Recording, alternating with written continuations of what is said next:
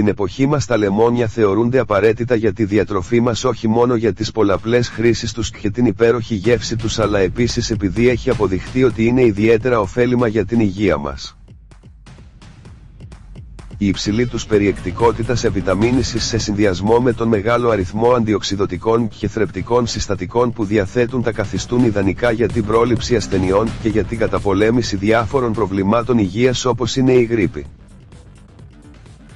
το κοινό κρυολόγημα, η φαρινγκίτιδα, οι βακτηριακές λοιμώξεις, η υψηλή αρτηριακή πίεση, τα προβλήματα του πεπτικού συστήματος, δερματικά προβλήματα και μερικές πιο πρόσφατες μελέτες έχουν αποδείξει ότι μπορούν να είναι αποτελεσματικά ακόμη και κατά του καρκίνου.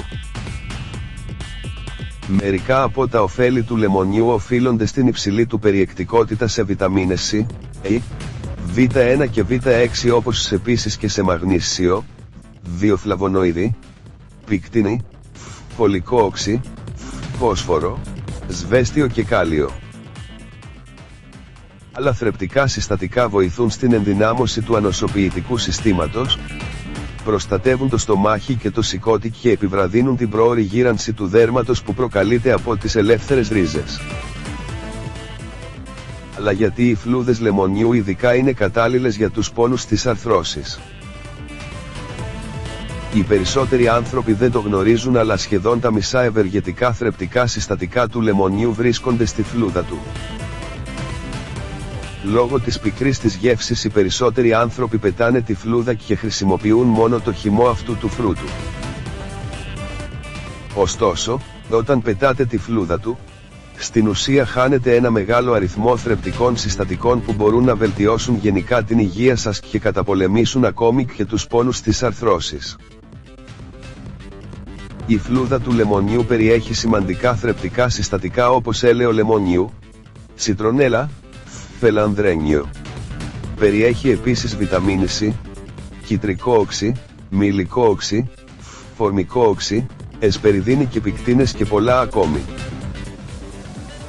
Η φλούδα λεμονιού διαθέτει μερικές πανίσχυρες ιδιότητες και είναι ισχυρό αντισηπτικό το οποίο βοηθά στην καταπολέμηση του πυρετού. Στην πραγματικότητα, τα αιθέρια έλαια που βρίσκονται στη φλούδα του λεμονιού έχει αποδειχτεί ότι μειώνουν τον πόνο στις αρθρώσεις χαλαρώνοντας τα αιμοφόρα αγγεία και με την αντιφλεγμονώδη δράση τους μειώνουν σημαντικά την αίσθηση του πόνου. Πώς μπορείτε να θεραπεύσετε τους πόνους στις αρθρώσεις με φλούδες λεμονιού? Ώρα που γνωρίζετε όλα τα ωφέλη της φλούδας του λεμονιού δεν θα τις ξαναπετάξετε όταν θα φτιάχνετε λεμονάδα. Αν θέλετε να επωφεληθείτε στο μέγιστο από τις ευεργετικές ιδιότητες της φλούδας και να ανακουφιστείτε από τους πόνους της αρθρώσης, προσπαθήστε να δοκιμάσετε τις παρακάτω συνταγές. Υλικά: εξαιρετικό παρθένο ελαιόλαδο,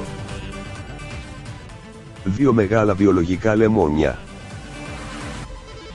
φύλλα από ευκιάλιπτο,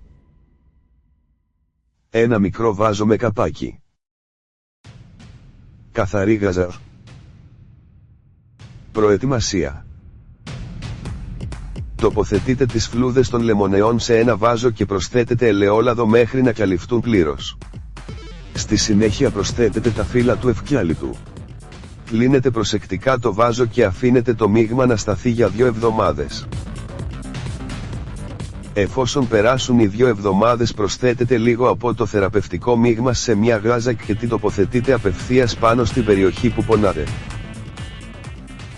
Το καλύτερο είναι να εφαρμόζετε αυτήν τη θεραπεία βραδινές ώρες έτσι ώστε η αληφή να απορροφάται από το δέρμα σας όσο εσείς κοιμάστε. Τσάι με φλούδα λεμονιού.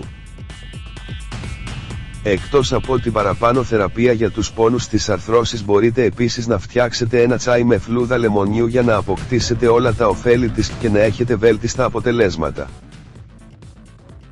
Υλικά: 1 λίτρο νερό, φλούδες από 2 λεμόνια και το χυμό τους, μέλι, προαιρετικό. Προετοιμασία: ρίχνετε το νερό σε μια κατσαρόλα και προσθέτετε τις φλούδες λεμονιού. Τις αφήνετε να βράσουν για 15 λεπτά και στη συνέχεια τις αποσύρετε από τη φωτιά. Τέλος, προσθέτε το χυμό λεμόνι και το μέλι.